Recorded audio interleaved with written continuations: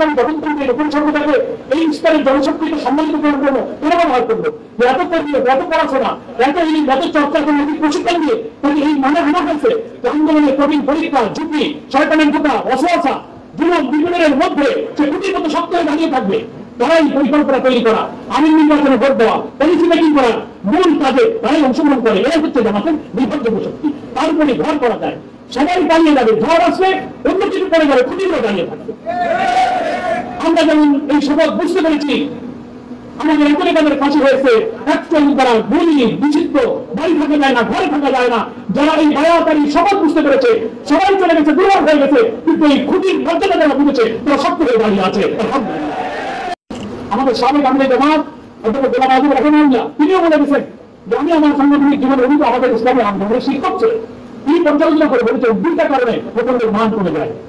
আমি জামাত অধ্যাপক গোলাম আযম রাহিমাহুল্লাহ বলেছেন শপথের সময় তারই জজ আবেগটা থাকে, এক নম্বর লক্ষ্য হচ্ছে প্রচুর সময় দেয়, কোরবানি করে, ডাক দিলে আসে, রিপোর্ট ভালো, সমস্ত পরিচ্ছন্ন যেই রিপোর্ট হয়ে যায় কিছুদিন পরে দুনিয়াদারি কাজে এমন পরিমাণ ব্যস্ত হয়ে পড়ে যে অন্য কাজকে সে এক নম্বর বানায় ফেলে, সংগঠনের কাজটা তার এক নম্বর থাকে না।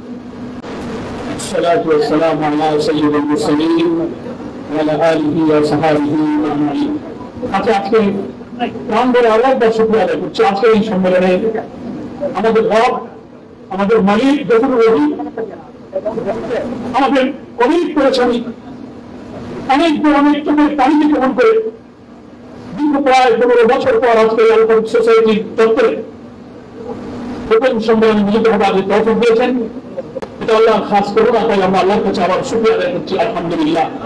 নিশ্চয়ই আপনাদের মনে পড়ছে, আমাদের মনে পড়ছে এই আলফারুক সোসাইটিতে আমরা তরবিয়াত সহ কত রকম সম্মেলন করেছি, কত সভা সমাবেশ করেছি, কেন্দ্র ব্যক্তিবৃন্দ এখানে সফর করেছেন, যারা দুনিয়া থেকে বিদায় নিয়েছেন। যাদের কাছে আমরা ইসলামী আন্দোলনের শিক্ষক হয়েছি, আমাদের শিক্ষক ছিলেন, সেই সব শীর্ষ নেতৃবৃন্দের অনেকেই দুনিয়া থেকে চলে গিয়েছেন।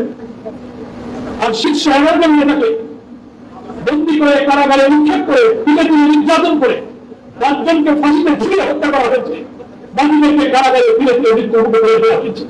আমাদের স্মরণ করছে যে আফগানিস্তান আলফারুক সোসাইটি এই ফ্যাসিস্ট আওয়ামী অত্যাচারী শাসকের দোসরেরা দীর্ঘদিন আলফারুক সোসাইটি তারা দখল করে রেখেছিল, তাও আপনারা জানেন।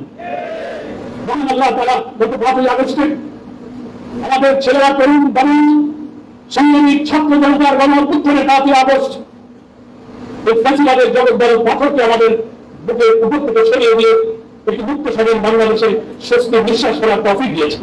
আমরা তাই আল্লাহর কাছে শুকরিয়া আদায় করছি। আলহামদুলিল্লাহ। আমরা কখনো ভাবতে পারিনি, আমরা ভাবতাম যে আল্লাহ রহমত একদিন আসবে, কিন্তু কত পরীক্ষা দিতে হবে, আর কত সারা জীবন নির্যাতন, মামলা হামলা, আমাদের ছাত্রদের, নারী পুরুষ নির্বিশেষে এই 15টা বছর, তার আগের আরো নিয়মুদ্দিন ফখরুদ্দিনের আরো 2-2.5 বছর যদি ধরি, প্রায় 17 বছর জুলুম নির্যাতন নিপীড়নের এই কালো অধ্যায় কবে শেষ হবে? কিন্তু আল্লাহ তাআলা কোন সংগ্রাম, কোন রক্ত, কোন কবরী কবল করেছেন আমরা জানি না। 5 আগস্ট আল্লাহ তাআলা আসমান থেকে এই জাতির জন্য, এই উম্মাহর জন্য, ইসলামী আন্দোলনের জন্য এক রহমত নাযিল করেছেন। আলহামদুলিল্লাহ। সেই করুণার কারণে আমরা আজকে মুক্ত পেয়েছি। আমাদের কারাবন্দী অনেক ব্যক্তিবৃন্দ মুক্ত পেয়েছেন। ইনশাআল্লাহ আল্লাহ তাআলার কাছে আমরা আশা করছি আমাদের মৃত্যুদণ্ড নিয়ে ফিরে ফিরে আরো যিনি কারাগারে কষ্ট ভোগ করছেন আমাদের প্রিয় নেতা মানবুল ইসলাম ভাই, তিনি ইনশাআল্লাহ আল্লাহ তাআলার কাছে চাইলে তিনি আমাদের মাঝে অচিরে ফিরে আসবেন ইনশাআল্লাহ। আজকে আমাদের এই আলফারুক সোসাইটির এই চত্বরের সম্মেলনের আমাদের অনেকের আবেগ, একটা অনুভূতি আমাদের তৈরি হয়েছে, যেখানে আমরা আসতে পারতাম না, সেই জায়গাতে আল্লাহ তাআলা এনে জেলা এবং মহানগরীর সব ভাই বোনদের বিশ্বকালে রুজিত হওয়ার তৌফিক দিয়েছেন। আলহামদুলিল্লাহ। এবং আমাদের বহুদিনের আকাঙ্ক্ষা আমাদের জামাতকে পাওয়ার জন্য খুলনা মহানগরী জেলার নেতৃবৃন্দ বহুদিন চেষ্টা করছেন, এদের কাছে বলছেন, আজকে সেই আশাও আল্লাহ তাআলা পূরণ করেছেন। আলহামদুলিল্লাহ। রোপণ সম্মেলনে আমাদের ঐতিহ্য হচ্ছে রোপণ সম্মেলন। সেই কারণে আপনারা শুনেছেন আমার নির্দিষ্ট আলোচনার জন্য একটি বিষয় নির্ধারণ করা হয়েছে। সেই বিষয় হচ্ছে শপথের আলোকে রুহুনি। আল্লাহ তাআলা তৌফিক দিয়ে আমি নির্ধারিত সময়ের মধ্যে আমি এই বিষয়ের উপরে কিছু আলোচনা আপনাদের মধ্যে পেশ করার চেষ্টা করবো ইনশাআল্লাহ। আমি নিজে একজন রকম এবং আমার কথা যারা শুনতে পাচ্ছেন ভাই ও বোনেরা, আমি সবাই এরকম নীতির শপথ করেছি। এই আলোচনা আমার নিজের সংশোধনের জন্য, আমাদের সবার জন্য। শপথ আমরা করেছি তা কি, সেই শপথের গুরুত্ব বা তাৎপর্য শপথের আলোকে আমরা যে রোপণীয় হাসিল করেছি তার মহত্ব মর্যাদা দায়িত্ব কর্তব্য দিয়ে নির্দিষ্ট সময়ের মধ্যে আলোচনা করে আল্লাহ তাআলা আমাদের জন্য শিক্ষণীয় এবং কল্যাণকারী হিসেবে যেন শুরু করার তৌফিক দান করেন। আমার তৌফিক ইল্লা বিল্লাহ। এরা বলে শপথের আলোকে রোপণীয় এই আলোচনা দুটো পার্ট বোঝা যাচ্ছে, একটা হচ্ছে শপথ, একটা হচ্ছে রোপণীয়। শপথটাকে ইসলামী পরিভাষায়, কোরআনের পরিভাষায় বলা হচ্ছে বায়াত, মানে কিন্তু ওয়াত বলা। বায়াত অর্থটা কোরআনের পরিভাষা, ক্রয় বিক্রয় করা, দুই অর্থেই বায়াত শব্দ ব্যবহার হয়। বিক্রি করার অর্থ বোঝায়, বেচা কেনার অর্থ বায়াত শব্দটা উল্লেখ করা হয়েছে। এই অর্থ হচ্ছে একটা অঙ্গীকার, একটা চুক্তি, একটা ওয়াদা, শপথ করা, আনন্দে শপথ করা। এবং সম্পূর্ণ যদি আমরা কিসের শপথ, শপথের আনন্দের উপরে আমরা আলোচনা করবো, কিসের সে শপথ? সে শপথটা হচ্ছে আমার জান আর মাল আল্লাহ তাআলা আমাকে দিয়েছেন। এই জান আর মাল এর মালিক হচ্ছে একমাত্র আল্লাহ তাআলা। তাই আল্লাহর জন্য, আল্লাহর হুকুমের জন্য, আল্লাহর আদেশের জন্য, আল্লাহর দ্বীনের জন্য তার দেওয়া জান আর মালকে কুরবানি করে দেওয়ার অঙ্গীকার, শপথকে বলা হয় বায়াত। এই শপথ আমরা করেছি। এবং আমরা কোরআন মাজিদের একটা আয়াত উল্লেখ করি, সূরা আল-আনআমের 168 নম্বর যে আয়াতটা। আজকের এই সম্মেলনে সব ভাই বোনেরা, আমি নিজে সব, আমরা এই শপথ যখনই আমরা গোপনীয়তার শপথ করতে বলা হয়েছে, আমাদের আমির যারা যখন এই শপথের জন্য আমাদের আহ্বান জানিয়েছেন, তাদের সামনে দাঁড়িয়ে আমরা এই শপথ করেছি। সেই শপথের যে বাক্যগুলো আমরা উচ্চারণ করেছি তার শেষ পর্যায়ে এসে কোরআনের এই আয়াতটা আমরা সবাই উচ্চারণ করেছি কি, কুল্লু সালাতি ওয়া নুসুকি ওয়া মাহইয়ায়া ওয়া মামাতি লিল্লাহি রাব্বিল আলামিন। আমরা এই আয়াতটা সবাই করেছি না? সবাই আমরা করেছি। বলো আমার নামাজ, আমার সব প্রকারের ইবাদত, কোরবানি, আমার জীবন, আমার মৃত্যু, সারা জাহানের রব সব আল্লাহর নাম, আমরা উৎসর্গ করব। এই শপথ আমরা সবাই করেছি। এখন প্রশ্ন হলো, এই যে শপথ আমরা বললাম, আল্লাহ দেওয়া জান আর মালিক, জান আর মালের মালিক আল্লাহ, এটা আমার জান মাল নয়, আমার কাছে আল্লাহ এটা আমানত দিয়েছেন। এই শপথের মধ্যে আমি অঙ্গীকার করলাম, কমিটমেন্ট করলাম, তুমি আমার কাছে তোমার জান আর মালের এই শক্তি, আমানত রেখেছো, তোমার এই নিয়ামতকে আমি তোমার জন্য উৎসর্গ করে দেবো যতক্ষণ আমার হায়াত থাকবে, মরণ পর্যন্ত। তোমার জীবন মানার জন্য, তোমার আদেশ পালনের জন্য, আনুগত্যের জন্য, জীবনে, সমাজে, রাষ্ট্রে, সর্বত্র তোমার দিন মানা এবং প্রতিষ্ঠার জন্য তোমাদের জান বর্তন কোরবানি করবো। ব্যয় ব্যবহার ভোগের বাইরে আমি, সীমার বাইরে গিয়ে আমি আমার এই জান মাল ব্যয় ব্যবহার করবো না। এই প্রতিশ্রুতি লিল্লাহি রাব্বিল আলামিন। তোমরা তো আল্লাহর জন্য, আল্লাহর লিল্লাহ কতটা ব্যবহার করবে, আল্লাহর জন্য মানে আল্লাহর দিনের জন্য, আল্লাহর আদেশের জন্য, আল্লাহর প্রয়োজনে, আল্লাহর হুকুমের জন্য, আল্লাহর অনুমতির জন্য আমার জান আর মাল আমি সব আল্লাহর কাছে। কিন্তু আমরা যিনি রুকুনিয়াতের এই জীবনে আমরা হতে পারি 30, 40, 50, 60 বছর আমরা রুকুনিয়াতের সাথে এই রুকুনিয়াতের তাৎপর্য, হাকিকাত তিনি কতটা হৃদয় মন উপলব্ধি করেছেন, এই নর্মাল যতটা তিনি আবেগ দিয়ে ইখলাসের সাথে অনুভব করেছেন, তিনি ততটাই সচেতন করে চলার জন্য তৌফিক পেয়েছেন। আর যিনি উপলব্ধি করতে পেরেছেন, ইচ্ছা এবং অনিচ্ছা হোক তার শপথ ভঙ্গ হয়ে যাচ্ছে, আমাদের খেয়ালাত হয়ে যাচ্ছে। এই জন্য এই বায়াতের যে কনসেপশনটা, এই শপথের হাকিকাতটা, তাৎপর্যটা আমরা অনেকে আরো ভালো করে পরিপূর্ণ বুঝতে পারি। আমি তো নিজেই চিন্তা করি যে আল্লাহর কাছে আমার জান আর মাল যে আমি বিক্রি করে দিলাম, এই জান আর মালের মালিক তো আমি নই। তুমি বলতে করলাম যে তোমার ইচ্ছা এবং চিন্তার বাইরে এটা ব্যয় ব্যবহার হবে না। দিন শেষে মাঝে মাঝে যখন আমি নিজেও আমার দিকে আত্মসমালোচনা করি, ভাবি, নিজেকে চেক করি, আমি তো আমার বিচারে আমি আসামি হয়ে যাই, এই জায়গায় তো আমার খেয়াল হয়ে গেল, এই জায়গায় তো আমার লন্ডা এবং সকলকে বিচ্যুতি দেখলাম। এই কারণে আমি নিজে সহ আজকের এই আলকাম ইস্তেমার আলোচনা হিসেবে এটা শুনলাম যে আমার বিধানে যদি কিছু উপকার হয়, আমার রকম ভাই বোনেরা যদি এখান থেকে কিছু নজিরা গ্রহণ করতে পারে, আমরা আমাদের শপথের উপরে আবার কায়েম থাকতে পারি। সেজন্যই এই বায়াতের তাৎপর্যটা আমরা আরেকবার একটু ঝালাই করে বুঝে নেওয়ার চেষ্টা করি। আমার প্রিয় ভাই বলে, আল্লাহ তাআলা কোরআন মাজিদে এই বায়াতের প্রসঙ্গ বলতে গিয়ে সূরা তাওবার 111 নম্বর আয়াত, যে আয়াতটা আমরা সবাই জানি, আগে আমাদের যত তারবিয়াত পড়াশোনা করতে হয় তার মধ্যে সূরা তাওবার এই আয়াতের উপরে আলোচনা এবং প্রশ্ন সেখানে আল্লাহ তাআলা বলেছেন, আউযু বিল্লাহি মিনাশ শাইতানির রাজীম, বিসমিল্লাহির রহমানির রহিম, ইন্নাল্লাহ ইশতারা মিনাল মুমিনিনা আনফুসাহুম ওয়া আমওয়ালাহুম বিআন্না লাহুমুল জান্নাহ। কি কথা বলা হয়েছে এখানে? নিশ্চয়ই আল্লাহ তাআলা, ইন্না, নিশ্চয়ই আল্লাহ তাআলা ইশতারা, খরিদ করে নিয়েছেন। ইন্নাল্লাহ ইশতারা মিনাল মুমিনিনা আনফুসাহুম ওয়া আমওয়ালাহুম। আনফুস আর আমওয়াল, আনফুস হচ্ছে জীবন শক্তি, আমওয়াল হচ্ছে মাল। জান আর মাল দুইটা সত্তার সমন্বয় কিন্তু মানব জীবন। আমার মাথা থেকে পা পর্যন্ত আমার যে শারীরিক ফিজিক্যাল এক্সিস্টেন্স, আমার যে সমস্ত অর্গানগুলো, এর যে শক্তি, ক্ষমতা, তৌফিক, স্ট্যামিনা, এনার্জি, মেধা, প্রতিভা, বুদ্ধি, চিন্তা, গবেষণা, জ্ঞান, বিজ্ঞান, প্রযুক্তি, যত তৌফিক আল্লাহ তাআলা আমার মেধার মধ্যে দিয়েছেন সবটা হচ্ছে আনফুসের অন্তর্ভুক্ত। আপনারা বুঝতে পেরেছেন? আমরা নিশ্চয়ই এই যে আনফুস, এটা আমার কাছে আছে। আমি এটা নিয়ে চিন্তা করি, গবেষণা করি, কোরআন পড়ি, জ্ঞান, বিজ্ঞান, মহাশূন্যের আবিষ্কৃত সৌরজগতের কত আবিষ্কার পৃথিবীতে বাণিজ্য মানুষ করছে, সবটা মানুষ করছে যে চিন্তা দিয়ে, মেধা দিয়ে, ওটাই আল্লাহ তাআলার দান, দান করে যাবে। এটা আনফুসের অন্তর্ভুক্ত।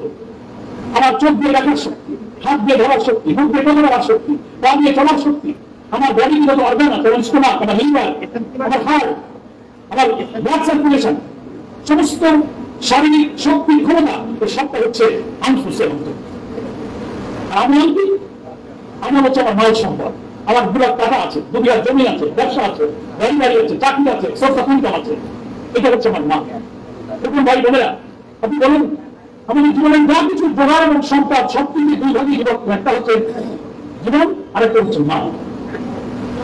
আল্লাহ দাবি করছেন এই যা কিছু তোমার বলে তুমি মনে করো এটা তোমার না, ইন্নাল্লাহ ইশতারা, এটা আমি খরিদ করে নিয়েছি মুমিনদের কাছ থেকে।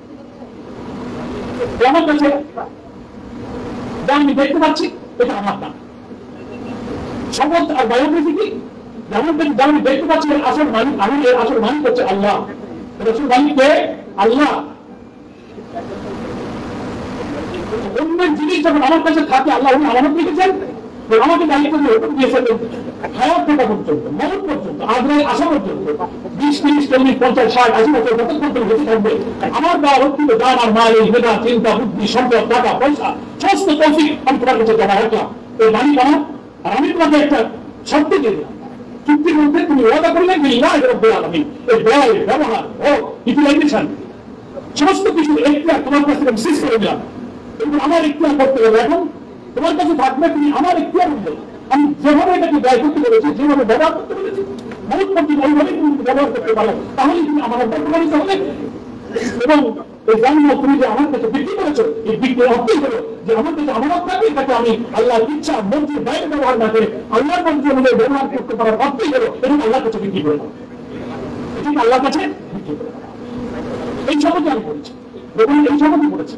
আমি আরেকটু বোঝার জন্য একটা ছোট উদাহরণ দিয়ে বোঝাই যে আমার এই দুটো চোখ আছে, এই চোখের মালিক কে? এই দেশে কোনো কিছু হয়, এই চোখের আসল মালিক কে? আল্লাহ।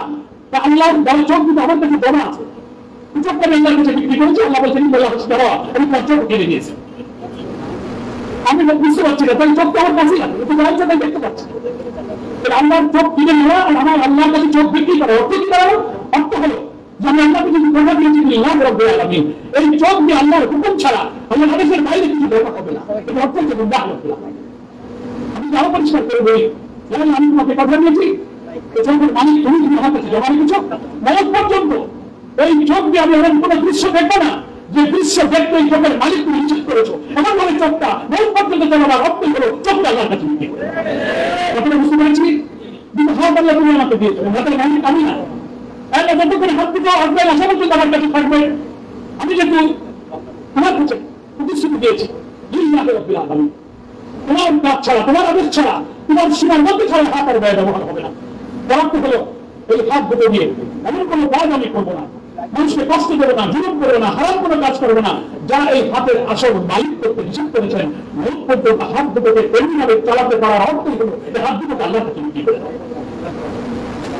আমাদের জবান না আল্লাহ আমার কাছে জমা রেখেছেন। জবান বিক্রির অর্থ হলো এই জবান দিয়ে আমি এমন কোন কথা, শব্দ, বাক্য উচ্চারণ করবো না যা এই জবানের মালিক আল্লাহ নিষেধ করেছেন। মরণ পর্যন্ত এইভাবে জবানটাকে ব্যবহার করতে পারার অর্থই হলো এই জবানকে আল্লাহর কাছে বিক্রি করে দেওয়া। কথাটাকে আমি বোঝাতে পারছি আপনাদের?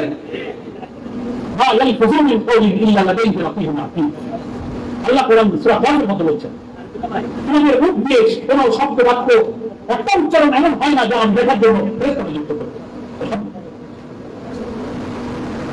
আমাকে মেধা বুদ্ধি চিন্তা দিয়েছো, এই চিন্তা দিয়ে আমি এমন কোনো গবেষণা করবো না, এমন কথা বলবো না, এমন বক্তব্য রাখবো না, এমন আবিষ্কার করবো না, এমন কবিতা লিখবো না, আমি এমন কিছুই আমার এই মেধা প্রতিভা যোগ্যতা যা তুমি দিয়েছো, যা তুমি পছন্দ করো, এমন কোনো কিছুই তোমার এই মেধাকে আমি করবো না।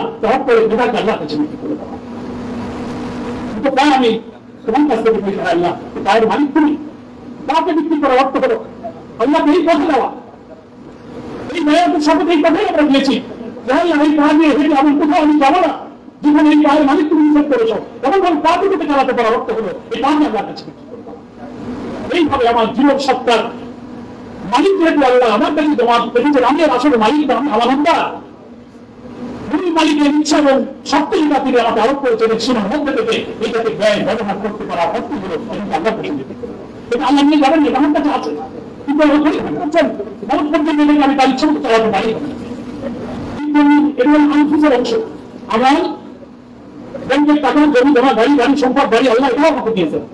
আল্লাহ আমার টাকা আমার বাড়ি আমার গাড়ি আমার উপার্জনের সোর্স অফ ইনকাম এমন কোন কাজে এমন কোন পদে ব্যয় ব্যবহার হবে না যা হারাম, যা করতে তুমি নিষেধ করেছো, যা তুমি অপছন্দ করো, এমন ভাবে আমার সমস্ত উপার্জনের সহায় সম্পর্কে তাদের আমার অর্থ করো, মানুষ আল্লাহ কাছে বিক্রি করে।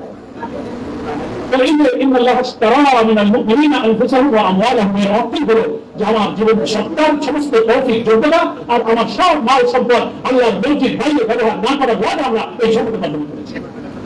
এখন আমি যদি তেমন কোনো কথা বলে ফেলি যেমন যেখানে মালিক পছন্দ করেন তখন কথা বিচার করেছি, আমার মনকে আমি যেখানে কথা দিয়েছি সে কথা ভাই ইউজ করেছি, আমি শপথ বন্ধ করেছি, এই চোখ থেকে এমন পরিষ্কার দিকে দেখে যায়, এমন দৃশ্য আমি দেখে ফেলি যা এই চোখের মালিক আমার রব নিষেধ করেছেন, তাহলে আমি এই চোখের আমানত খেয়াল করেছি। আমি চিন্তা করেন আজ পর্যন্ত এই চোখ এই কান এই জবান এই হাত এই পা এই মেধা এই সম্পর্কে আল্লাহ এই সময়ের মধ্যে চালানো কথা বলতে জানা প্র্যাকটিক্যালি কথা নয়, বড় কঠিন কাজ। নফস উস্কায়, শয়তান উস্কায়, সমাজ রাষ্ট্র পরিবার লোক লালসা অর্থবিত্ত আমাকে পিছনে টানে, তখন আমার সব শহরে সম্পদ বাল আল্লাহর কথা ভুলে গিয়ে বিপদে পরিচালিত হয়, কেমন হয়ে যায়, তখন আমার এই সবের ভ্রম হয়ে যায়। এজন্য এখানে সব ভূমিকা আমরা আল্লাহর কাছে করেছি। যারা আমার সামনে ভাই বোনেরা কথা শুনছি আর বলছি, আমার কবিদের চোখ বলবেন আল্লাহ আল্লাহ তোমার কাছে আমরা ওয়াদা করেছি যে আমরা এইভাবে আমার জীবন শক্তি সম্পদ তোমার সবার বাইরে আমি ব্যবহার করবো না, আমরা এই ওয়াদা করেছি তো। এখন আমি আপনি নিয়ে বারবার চেক করে নিই আমার চোখটা কি এমন কোনো দিকে গিয়েছিল যে আমার আল্লাহ পছন্দ করে না, আমার জবান দিকে এমন কথা বেরিয়ে গিয়েছিল যে আমার মালিক পছন্দ করে, আমার পা দিয়ে হেঁটে কি এমন কোনো কাজ করেছি, হাত দিয়ে কি করেছি, চিন্তা গবেষণায় কথায় লেখায় টাকায় বাড়িতে এমন কোনো কাজে কি বাইরে হয়েছে যা এর মালিক অসন্তুষ্ট হয়। যদি আমার আত্মবিচারে ধরা পড়ে বুঝতে হবে আমি ফেনাল করে ফেলেছি, আমি কম করি আর বেশি করি আমরা শপথ ভঙ্গ করে ফেলেছি।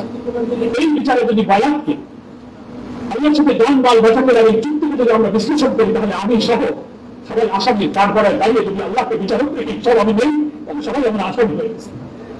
আসামি হয়ে গেছি আমি তো হয়ে গেছি, কারণ থেকে আমি বলতে পারি যে আমরা এই শপথের উপরে 100 বার এখন থাকতে পারছি না। কেন পারছি না? আমাদের নফস উস্কাচ্ছে, সমাজ রাষ্ট্র তালুক বাতিল পরিবার চতুর্দিক থেকে আমাকে দিক থেকে ইমান থেকে আল্লাহর পক্ষ থেকে ফিরিয়ে রাখার চেষ্টা করছি। এই জন্যই শপথ করেছি, এই জন্যই মুমিনের গুণী হলো সে আল্লাহর পক্ষে চলার চেষ্টা করবে, বারবার ভুল হয়ে যাবে, যখন সে বুঝবে নিজের চোখের পানি ফিরে সে তাওবা করবে, ইস্তেগফার করবে, আবার দিনের পথে ক্ষমা চেয়ে আল্লাহর কাছে চলার তৌফিক চাইবে। এই হচ্ছে মুমিনের গুণ, ভুল করবার পর ক্ষমা চাইবে, কিন্তু একই ভুল মুমিন বারবার করবে না, বারবার করবে না।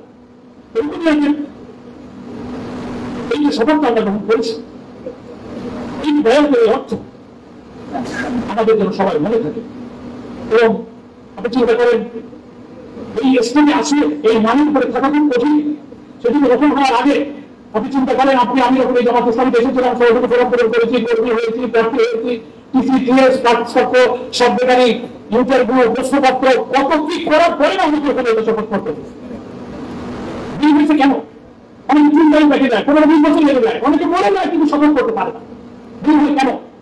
এই যে কঠিন শপথের উপরে ঠিকানা যেমন চাকরিকারী কথা নয়, এই জন্য একটা নৈতিক মান প্রয়োজন, ইমান একটা আখলাক দরকার, যে আখলাকের মানে উন্নীত না হলে শপথ ভঙ্গ হয়ে যেতে পারে। এই জন্য চরিত্র স্তরে আসলেন কিনা এটা দেখার জন্য জামাত ইসলামী তাকে শপথের জন্য তৈরি করে বারবার পরীক্ষা নেয়, ব্যাংকে পর্দা আছে কিনা, রুগী ফেলাই কিনা, ছেলে মেয়ে বউ বাচ্চারা বিলের পথে আছে কিনা, নিজে ওয়াদা খেলাপ করে কিনা, মহামানত থাকে, আত্মমরিকা, আক্রোশ, অহংকার, রিয়া, প্রদর্শন ইচ্ছা, সেগুলো কবি না এইসব নৈতিক চারিত্রিক মানবিক গুণগুলো আমার মধ্যে আছে কিনা জামাত ইসলামী একটা পর একটা পরীক্ষা নিতে নিতে যখন অন্যতম জামাত ইসলামী কনভিন্স হয়েছে না এখন তার আমল আপনাকে ব্যক্তিগত রিপোর্ট মান ইন্টারভিউ দায়িত্ব পালন স্তরের দায়িত্বশীলের আলোচনায় বোঝা যায় না এখন তাকে শপথ দিলে এই শপথে বসে থাকতে পারবে তখন তাকে আমি সব দেখে বলেন হ্যাঁ আপনি এখন শপথ করেন তখন সে ইন্না সালাতি ওয়া নুসুকি বলে শপথটা পাঠ করবে। আমার ভাইরা এই শপথ আমরা করেছি এটার উপরে টিকে থাকা যায় না বলে আমাদের সবসময় মনে রাখতে হয়। জামাত ইসলামী একটা রিপোর্ট বানাতে কত কষ্ট করেছে আমি উদাহরণ দিয়ে বলি যে এই আমাদের দেশে টিউবওয়েল বাজানো না টিউবওয়েল 800-900 ফিট পাইপ মাঠে নিচে দেয় পানি জল ফিল্টার দেয় যাতে বালি কাদা না আসে কারণ পানিটা যে লেয়ার থেকে তোলা হচ্ছে ওই পানি কিন্তু ফ্রেশ পানি ওই বালির মধ্যে নিচে থাকে ফিল্টারের উপর তুমি পাম্প করলে ওই ফিল্টার করে বালির মধ্যে পুরো পানিটা এসে টিউবওয়েল পানির উপর দিতে হয়। তো জামাত ইসলামী রিপোর্ট বানাবার জন্য এই পাপাচারের জাহিলিয়াতি পরিপূর্ণ সমাজের মধ্যে জামাত ইসলামী একটা পিওর করে ত্রুটিমুক্ত মানুষ হিসেবে আমি তার পাপাচারের মধ্যে না বেশি আছে এখান থেকে আমাকে পিউরিফাই করার জন্য জামাত ইসলামী একটা ফিল্টার বসিয়েছে সমিতির সদস্য একটা ফিল্টার কর্মী একটা ফিল্টার অফিসার কর্মী একটা ফিল্টার রূপন প্রার্থী একটা ফিল্টার রূপন একটা ফিল্টার এই পাইপ বসে এই পর্যন্ত আসলে এই বই করো এই সিলেবাস শেষ করো একটা মানুষ ফলান থেকে বাঁচো এই যে আমি মানুষ বেরিয়ে না করো না এক একটা ইস্তারি এক এক করে এক এক চরিত্র এত কিছু করার পরেও যখন সে শপথ করে তখন দেখা যায় আমি আবার কবি আবেদন করেছি তুমি আবার পরিষ্কার করেছি তখন চিকিৎসা করার জন্য বলে না এতে আর চলে না তুমি করা হয়েছে তুমি ভালো ঘুরতে গেছে সরকারের স্টেজে নকশের খাইজ লোক মানুষ লোকের তৈরি করা লাগে বাতিল করা লাগে খারিজ করা লাগে তো কি হয় এর মতো বহু ফিল্টার দিলেও পাইপ চাপার পরে অনেক সময় পানিতে কিছু বালি থাকে থাকে না নিয়োগ করার জন্য তো বসে যান তবুও দেখা যায় ডেভেলপে করে কিছু বালি ভাসে তো ভালো না এই যে জামাত শপথের উপরে রাখার জন্য আমার ইমান এই সিলেবাস এই কোরআন এই সাহিত্য এই হাদিস এই ফিকহ এই লিটারেচার এই সিরাত করে করে জীবনের সাথে মিলিয়ে তোমার জীবনকে তুমি পরিবর্তন করো এই করে আমাকে চরিত্র তৈরি করা হচ্ছে যেন আমি আমার শপথের উপরে অঙ্গীকারের উপরে টিকে থাকতে পারি। সেই জন্য আমি একটু আমরা স্মরণ করি যে এই ফিল্টারিং করার জন্য শপথের আগে আমাকে কি কি করা হয়েছে। জামাত ইসলামের প্রথম তন্ত্রে শপথ নেওয়ার আগে গোপন হওয়ার শর্ত আছে ধারার সাথে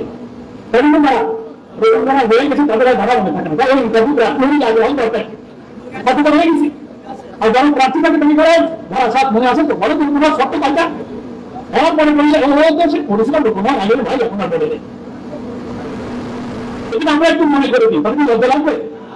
ধারার সাথে 6টা শর্ত দেওয়া হয়েছে কয়টা শর্ত তুমি ঝালাই করে নি মরিচা করে গেছে তো ঝালাই করি এই শপথের কথা বললেন তার আগে 6টা শর্ত জামাত ইসলামে দিয়েছিল এবং আমাকে নার্সিং করেছে ফিল্টারিং করেছে বলেছে ব্যক্তিগত জীবনে ফরজ ওয়াজিব আদায় করবে এবং সব করবে গণতন্ত্রকে বিজয় করবে সত্য করেছে সত্য করেছে এখান থেকে এমন কোনো পন্থায় যাবে না যা আল্লাহ তাআলা লাফালাফি করতে হবে বাড়ি ইলেকট্রিক মিটার লাগানো বিল ভালো হয় 50 টাকা মিটার মিটার বলি বিল কমাই দিল টাকা 50 5 টাকা দিল হারাম হলো এবার বিল কিনে যাবে ব্যাপারটা এই মনে করে কথা বলা নানান ভাবে হারামের পথে চলে যাওয়া 3 নম্বর শর্ত হারাম পথে অর্জিত কোন সম্পদ ও হক গুণ ক্ষতি করে থাকি আমি সেই হকদারের সম্পদ তার কাছে ফেরত দিয়ে দেবো। 4 মৌলিক মানবীয় যোগ্যতা অর্জনের ব্যাপারে আমি আশাবাদী একটা অবস্থানে থাকবো মৌলিক মানবীয় রাগ ক্রোধ ক্ষোভ বিপদ পরচর্চা পরনিন্দা মানুষের সাথে ভালোবাসা ভক্তিত্ব এই কোয়ালিটিগুলো আমরা ডেভেলপ করবো এটা রুকুনিয়াতে 5ম শর্ত বলা হয়েছে। সর্বোপরি বলা হয়েছে জামাতের যারা সাংগঠনিক দায়িত্ব ছিল আপনার কাছে থাকে যাও তাদের দৃষ্টিতে আপনাকে গোপন সত্য পরিচিত হতে হবে তাহলে আমাদের সাথে সাথে বড় তাল দিয়ে বললেন আমার সাথে খাঁটি রাখলে তাদের শপথ হয়ে যাবে না আপনি যেখানে বাড়ি যেখানে বসবাস করেন যেমন নামাজ করেন নির্মলায় থাকেন ওখানকার সংগঠনের কাছে আপনার রিপোর্ট থাকতে আছে আপনি জানাতে আসেন কিনা মামলার কেমন পাবলিক কখনো আদেশ করে কিনা এই যে 6টা শর্ত এটা কি রোপণ হওয়ার পরে পূরণ করতে হয় না শপথ আগে করতে হয় সেটা বলেন আগে এটা আমাদের করতে হয়েছে রোপণ হওয়ার পরে ধারণ নয় রোপণের দায়িত্ব কর্তব্য বলে আরো 10টা পয়েন্ট বলা হয়েছে শপথের আগে 6টা শর্ত পূরণ করে হয়ে গেল তো হয়ে গেলে আবার মনে করা যাবে না যাক জান্নাতের টিকিট পেয়ে গেছি আল্লাহ বলেছিল কি আমরা যখন জান না তো শর্ত তো পূরণ হয়েছে তা হবে না এই জন্য আমি যেন জান্নাতের উপযুক্ত হতে পারি, সেজন্য জামাত ইসলামে আবার এই শপথের গ্রহণ করার জন্য ধারা নয় রোপণের দায়িত্ব কর্তব্য 10টা উল্লেখ করেছে। প্রথমেই বলা হয়েছে যে দিন সম্পর্কে এতটুকু জ্ঞান অর্জনের চেষ্টা, ইসলামের জাহিলিয়াতকে আমি যেন আলাদা করতে পারি, আল্লাহর শরীয়তে সীমা বুঝতে পারি, এই জ্ঞান চক্রের উপর থাকতে হবে এবং আফতার করিয়ে। তারপরে বলা যে নিজের ইমান, আকীদা, চিন্তা, চেতনা, কাজ সবকিছুকে আল্লাহর সন্তুষ্টির অনুকূলে গড়ে তুলতে হবে। তিন, আল্লাহর কিতাব, রাসূল সাল্লাল্লাহু আলাইহি ওয়াসাল্লামের সুন্নাহর বিপরীতে সকল কাজ, জাহিলি নিয়ম কোন আমার জীবনে সমাজে পরিবারে কিছু থাকে তা বিদায় করতে হবে। কি বলা হচ্ছে? দায়িত্ব। চতুর্থ দায়িত্ব আত্মনিয়তা, পার্থিব স্বার্থের ভিত্তিতে হিংসা বিদ্বেষ, ঝোঁক প্রবণতা, ঝগড়াঝাটি, বাগবিতণ্ডা থেকে জীবনকে পবিত্র করতে হবে। তাদের কথা বলা হচ্ছে জবাবদের কাদের কথা? আমরা আমি ভাবতেছি ভাই এত তো এখনো হয়ে পারেনি, একটু ভেজাল আছে বেশি, সারা দুনিয়া আল্লাহ ভেজাল হয় কিনা? কখন তন্ত্র আছে সবার কাছে? এই যে দেখবেন 10টা দায়িত্ব আমার। 5 নম্বরে আমি বলেছি ফাসিক আল্লাহ বিরোধী লোকদের সাথে দিনের প্রয়োজন ছাড়া সব বন্ধুত্ব ভালোবাসা পরিত্যাগ করতে হবে। 6 বলেছি আল্লাহ ভীতি সকল কাজকর্ম রাসূল সাল্লাল্লাহু আলাইহি ওয়াসাল্লামের একনিষ্ঠ আনুগত্য সততা ন্যায়পরায়ণতার উপরে আমি সম্পর্ক করব। পরিবারের ব্যাপারে বলা হচ্ছে নিজের পরিবার, আত্মীয়স্বজন, প্রতিবেশী, পারস্পরিক এলাকার লোকদের মধ্যে দিনী ভাবধারা প্রচার এবং দিনের সাক্ষ্যদানের জন্য যথেষ্ট চেষ্টা করবে। আগে বলা হচ্ছে দিন কালের উদ্দেশ্যকে কেন্দ্র করে নিজের সকল চেষ্টা সাধনা নিয়ন্ত্রণ করবো, জীবন ধরনের প্রকৃত প্রয়োজন ছাড়া এই উদ্দেশ্যের দিকে পরিচালিত করে না এবং সব প্রকারের কাজ থেকে আমি বিরত থাকবো। কঠিন দায়িত্ব, দেশের স্বাধীনতা ভৌগোলিক অখণ্ডতা রক্ষার জন্য আমরা প্রচেষ্টা চালাবো। এগুলো হচ্ছে হুকুম হওয়ার পরে 9 নম্বর ধারাতে হুকুমের দায়িত্ব প্রথম চালু করেছে। বোনেরা, আমার মা বোনের যারা আমরা রোপণ আছে তারা আজকে সম্মানে এসেছেন, তাদের জন্য জামাত ইসলামী আরেকটা আলাদা ধারা করেছে। কত নম্বর ধারা মনে আছে? 10। কত নম্বর ধারা? 10। বোনদের জন্য আলাদা ভাবে বলা হয়েছে রোপণ হওয়ার পরে তার কি কাজ বলা হয়েছে। আগের ন্যায় নির্ণয় পর্যন্ত সব আছে, সব রকমের জন্য স্পেশালি মায়ের বোনের কারণে এই 10 নম্বর আরেকটা এডিশনাল ধারা উল্লেখ করে বলা হচ্ছে নিজের স্বামী, পিতামাতা, ভাই বোন, পরিচিত অপরিচিত অন্য মহিলাদের মধ্যে ইসলামের পরিণামূলক দাওয়াত তিনি পেশ করতে। 2, নিজের সন্তান সন্ততির অন্তরে ইমানের আলো সৃষ্টি করতে এবং তাদেরকে ইসলামের অনুসরণ করার জন্য চেষ্টা করবেন। এদিকে বলা হচ্ছে মানবদের জন্য 10 নম্বর ধারা থেকে বলছি, তার স্বামী, সন্তান, পিতা ও ভাই বোন যদি জামাত ইসলামকে শামিল হয়ে থাকেন আন্তরিকতার সাথে তাদের সাহসী আশাবাদী করে তুলবেন। বোনেরা, স্বামী জামাতের বেতন যদি হয় ছেড়ে যদি শিবির করে সংস্থা করে বিপদ আপদ, পুলিশ, মামলা, কারফিউ, গ্রেপ্তার, আর কোনো মিছিলে দেয় না। স্বামী বলবে অত মিছিলে দেওয়া কেন? কখন ঘুম থেকে দেখা আছে কখন কোরআন বিপদ বলছে ব্যাংকে খাটে পেলে তখন প্রথম করে চলে আসে। কেন ভাবুন এটা তো করবেনই না, বরং বলা হচ্ছে 10 নম্বর ধারায় তাদেরকে সাহসী এবং আশাবাদী করে তুলবেন এবং এই পথে কোনো বিপদ যদি এসে পড়ে তিনি ধৈর্য এবং দৃঢ়তা অবলম্বন করবেন। কারণ পরিবারের মা বন্ধুদের দূর থাকে, তাই অনেক ভাইয়েরা সন্তানেরা খুব শক্ত থাকে নাকি বলে। আপনি যদি দুর্বল হয়ে যায় আমার স্ত্রী আর মা বোনেরা বাইরে থেকে বিপদ করে করবেন, আর কিছু এটা ধরা পরিস্থিতি দেখছি তুমি ভেবে। এই জন্যই সংসার,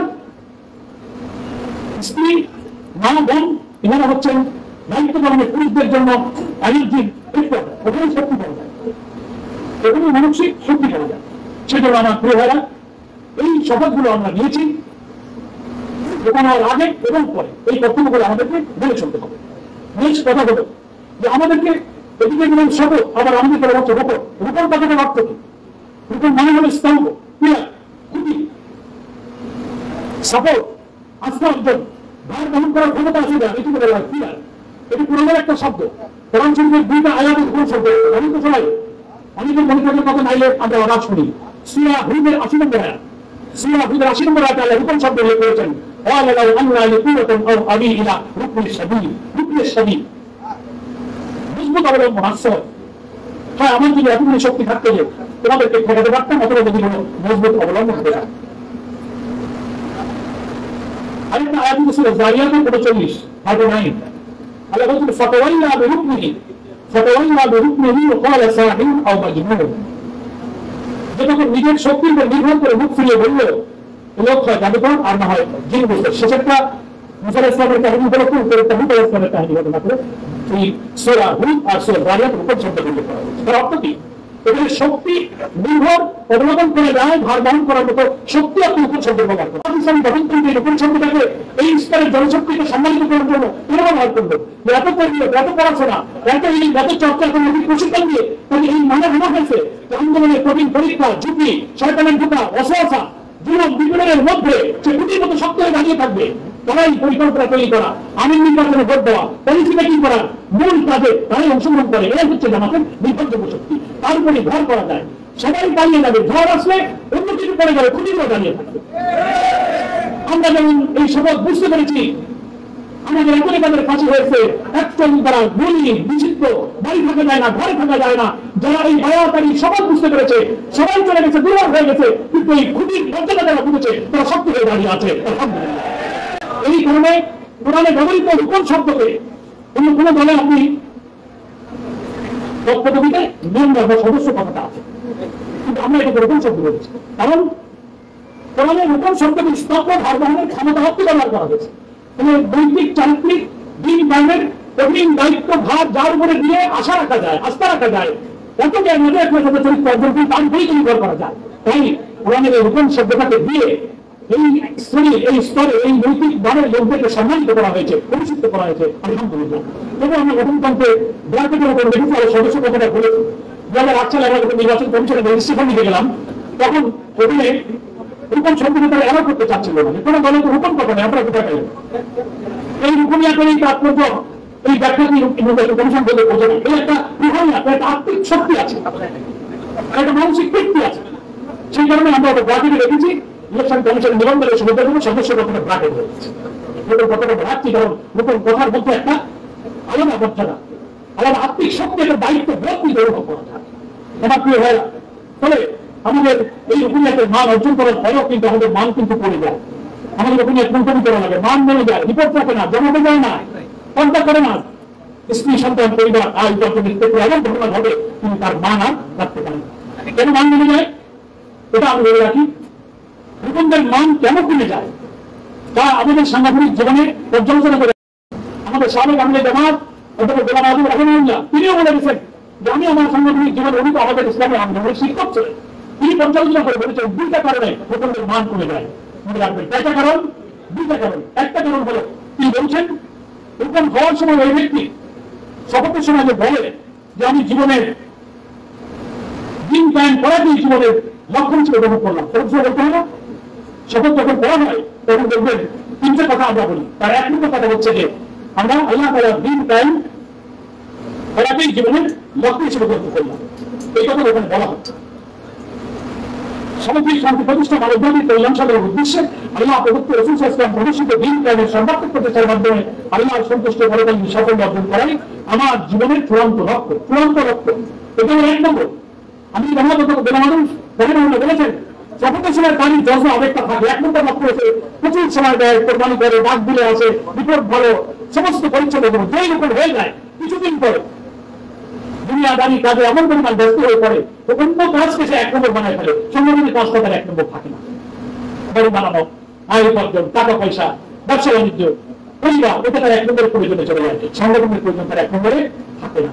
যেরকম শপথের সময় এটাকে এক নম্বর কাজ হিসেবে গ্রহণ করেছিল, হুকুমিয়াতের পরে যখন অন্য কিছু এক নম্বর বানিয়ে ফেলে তার মানটা তখন কমতে থাকে। রিপোর্টে দেরি পড়ে, দেরি হয়, এনার বাকি পড়ে যায়, জামাতে নামাজ কম, পরিবারের পর্দায় ঘোরা, তাদেরই দেখা যায় যারা এই কাজটাকে এক নম্বরে রাখে না, অন্য কিছু এক নম্বর বানিয়ে ফেলছে। এটা আমাদের এক নম্বর। দুই নম্বর কারণ হচ্ছে আল্লাহ তাআলার কোরআনেই বলেছেন মুমিনের ইসলামী আন্দোলনের পথে আসার সিদ্ধান্ত মিলে হকের পথে থাকলে ইসলামী আন্দোলনের কর্মীদেরকে আল্লাহ তাআলা পরীক্ষা করবেন। ভয়, বিপদ, ক্ষুধা, দারিদ্র্য, অসুখ, বিসুখ, এরকম আয়াত অনেক আছে করেন। বিষয়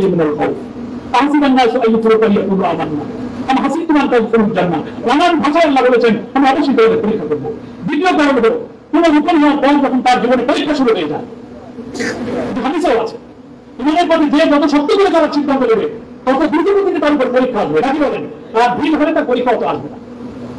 সাবেক আমির জামাত গোলাম আজম সাহেবের বক্তব্য হলো যখনই হুকুম হওয়ার পরে তার উপরে মামলা, মোকদ্দমা, অনাতে, নচর, বিশুর বিপদ আবার আসতে থাকে, তখন এটাকে সে পরীক্ষা মনে করে উত্তীর্ণ হওয়ার চেষ্টা না করে এটাকে সে অভিভাব বানায়, ওজন বানিয়ে তাদের ঘুরে দেয়।